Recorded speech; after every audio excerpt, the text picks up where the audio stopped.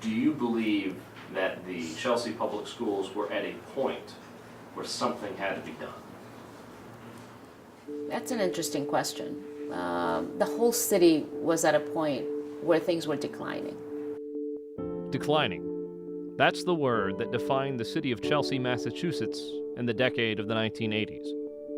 Similar to Muncie, Indiana, Chelsea faced problems across the board: economic depression, governmental corruption, failing schools. In the late 80s, what was happening is also that the city was in financial disarray. There had been some past mayors that had been indicted because they had, played with the money. The city was more or less in turmoil, a lot of turnover,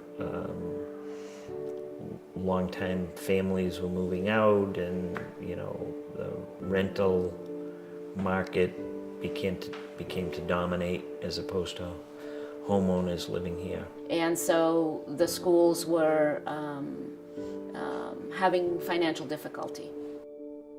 But Muncie and Chelsea, although nearly 1,000 miles apart, will now be tied together in the future of educational reform.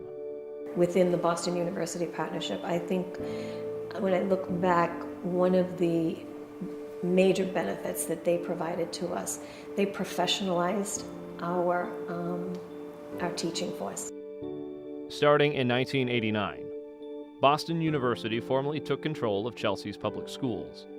The decision was unprecedented, but some thought it was the only way to save the city. There are a lot of things you can do, but I think it starts from a place with you, the individual, and the people involved, where you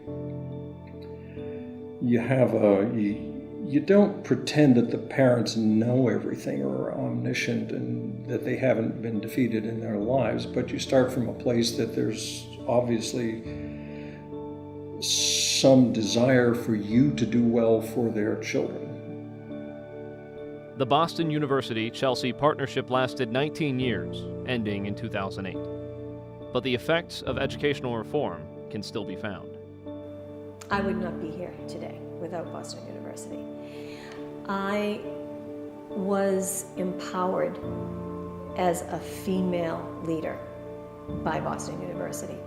Learning empowered me, but they gave me the opportunities to be able to embrace that learning and to keep moving forward with it. When it comes to Chelsea and Muncie, one thing stands in common. The future and education of these children is paramount. I may not always agree with you, but we're going to work together to get to something better for our kids, because we all agree about that.